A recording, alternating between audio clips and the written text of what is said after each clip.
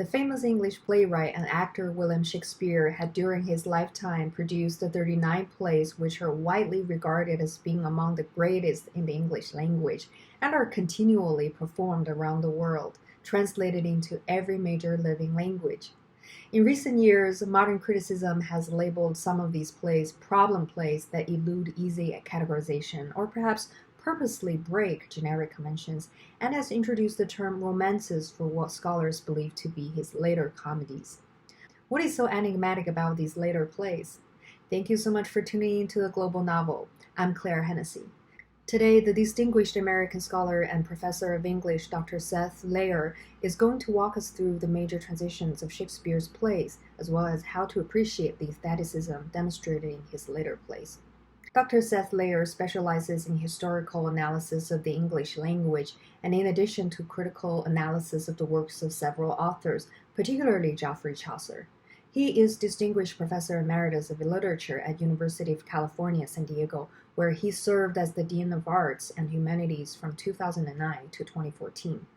Dr. Lerer previously held the Avalon Foundation Professorship in Humanities at Stanford University and won the 2010 Truman Capote Award for Literary Criticism and the 2009 National Book Critics Circle Award in Criticism for Children's Literature, a reader's history from Aesop to Harry Potter. Welcome, Seth. It's such a great honor and pleasure to have you on the show. Thank you so much, Claire. It really is great to talk with you. I really appreciate this. Well, let's begin with the playwright.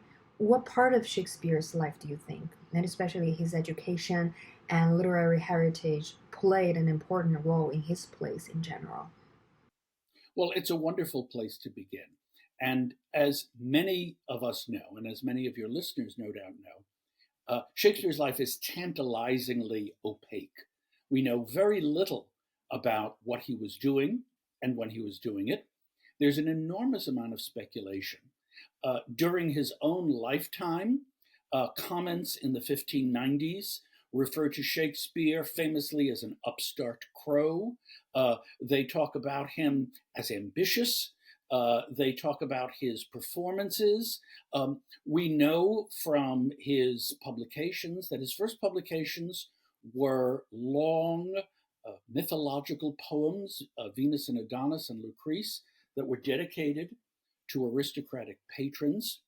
And we know something of his life from the material in the famous First Folio, that collection of his plays that came out 7 years after his death. But many biographers of Shakespeare, most famously, I think, Stephen Greenblatt in his great book, Will and the World, usually work by conjecture. You know, you read a book like that and it's Shakespeare must have thought, or how could he not have believed? And what I like to do with Shakespeare's life is think of it less in terms of the things he may have done and more in terms of the things he may have read. It's very clear from Shakespeare's plays that he's a great reader, whatever his level of formal education. He clearly knew the canon of classical literature. He was deeply engaged with the work of his contemporaries, in particular Marlowe, Kidd, Ben Jonson, and he clearly understood the basic techniques of rhetoric, that is, of linguistic performance and argument as they were taught in the schools. So when we ask questions about the life, I'm very interested in the books. And I say that also because I'm the kind of person who, if you asked me, tell me something about your life, I'd tell you the books I'd read rather than the things I did. So I personally believe that when we want to know about Shakespeare, it's through these literary allusions, quotations, and references, and that while we may speculate greatly about what he did or who he knew or why he left the theater in the 16 teens and returned to Stratford, these are tantalizing things to us. I want to say one thing, though, in response to this question, and that is that for many, many years, it's been fashionably challenging to question Shakespeare's authorship, to say Shakespeare didn't write Shakespeare, or how could the son of a glove maker have attained this level of sophistication, or Shakespeare never traveled to Italy, and yet his descriptions of aspects of Italy in his plays seem wildly accurate for someone. And I want to stress that these are conjectures that developed in the 19th century. They're class based. They're arguments that have no basis in historical documentation. My friend and colleague at Columbia University, James Shapiro, has written eloquently on the Shakespeare biography controversies. And I think it's very important that we understand that questioning Shakespeare's authorship needs to be done in a very careful way. It's absolutely true that Shakespeare was a great collaborator. It's absolutely true that his earliest plays, in particular the Henry VI plays, were probably written in collaboration with others. And it is absolutely clear that his very, very last plays, Pericles and The Two Noble Kinsmen, and possibly parts of Henry VIII, were also written in collaboration with others. To say that Shakespeare is a collaborative playwright is different from saying that somebody other than Shakespeare is responsible for his verbal genius and his dramatic imagination. So I want to sort of lay that out at the very beginning as a way of framing our engagement with the human being and his literary productions. Right. Well, I think that's great. Thank you for clarifying this controversy surrounding authorship. Well, we also know that Ovid's Metamorphoses drastically influenced Shakespeare's later plays. How did Shakespeare rework the Ovidian tropes and transcend even beyond Ovid's artistry? So that's a wonderful question. You see, Ovid is one of the most important writers for the European Renaissance. Ovid is one of the earliest writers who is printed in the 1470s. He's one of the earliest writers translated into European languages. And his Metamorphoses, which is collection of mythological tales, had a huge impact on English and European narrative, drama, history, politics. Ovid was also the great advisor on love, his Art of Love, his book The Remedy of Love, his Amores. These are brilliant and, of course, at times phenomenally explicit works about sexuality and desire. I remember when I was a student trying to read Ovid's Art of Love and coming into an edition where the last sections were translated not into English, but into Italian, as if somehow we just couldn't say in English the details of these things. So it's important to really think of Ovid as providing not just a source for Shakespeare and his contemporaries, but a model of a way in which an author can take myth and sexuality and make it immediately relevant to the world. So there are several key myths that Shakespeare and his contemporaries loved to recycle over and over again. The Pygmalion myth, the story of the man who creates a statue and falls in love with it, and it comes to life. This is a centerpiece of notions of art and representation.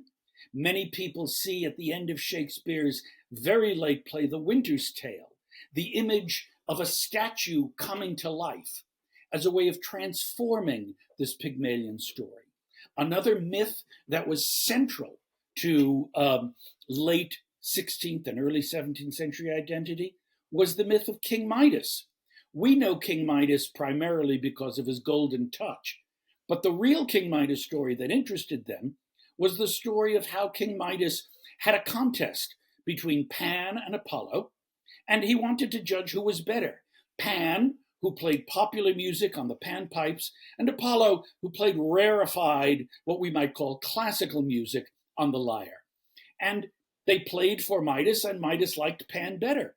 And Apollo said, well, since you have the ears of an ass, I'm going to give you the ears of an ass. And so he gave Midas rather these enormous ass's ears, which Midas then would wrap up in a turban, and the only person who knew about them was his barber.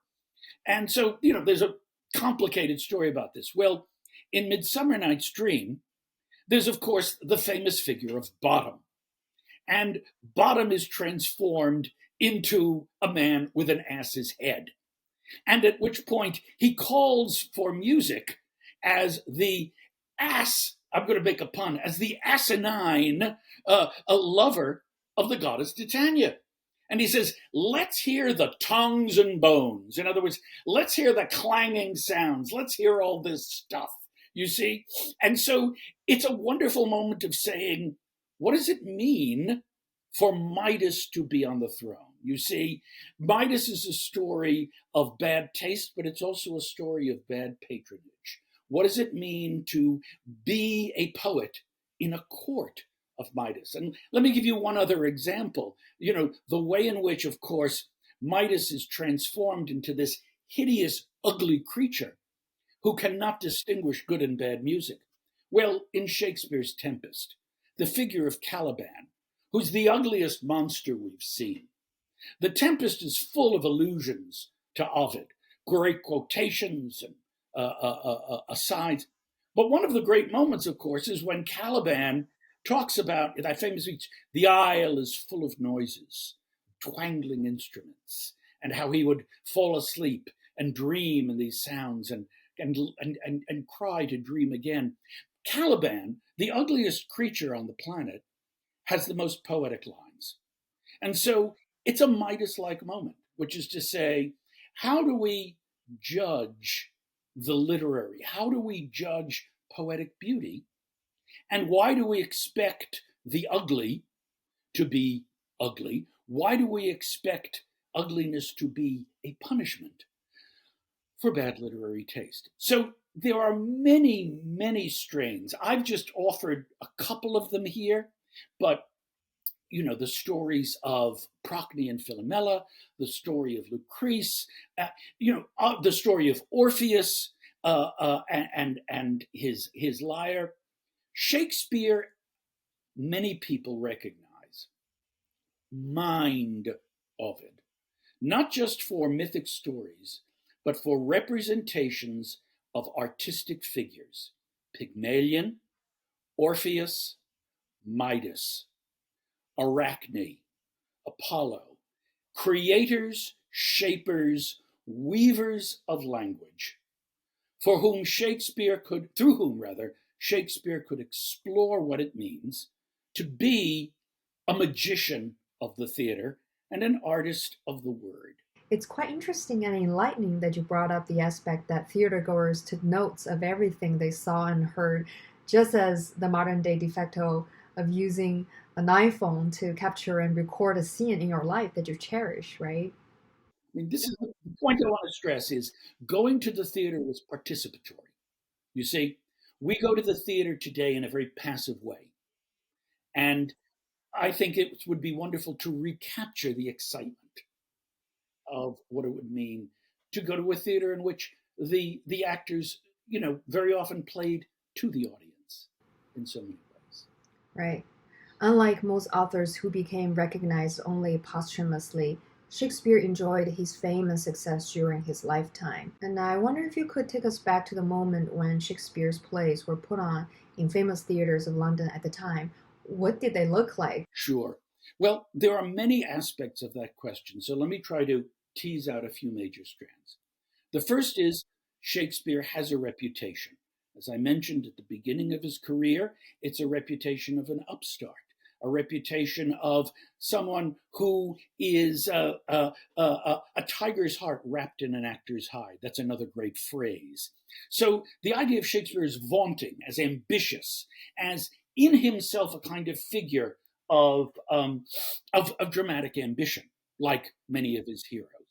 It's also true that Shakespeare was intimately involved in the mechanics of the theater. He acted. He was a shareholder in a company. these companies, the King's Men, the Lord Chamberlain's Men, they performed. But the point that I want to stress for our listeners is that there are really two worlds to the Shakespearean theater. One of them we're very familiar with, and that is the world of the Globe Theater.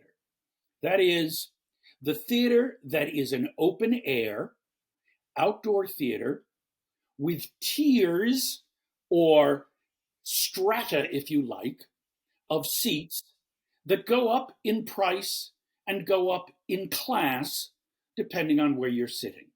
The so-called groundlings standing on the ground, and the progressively wealthier, aristocratic, or literate, or gentry as they move up.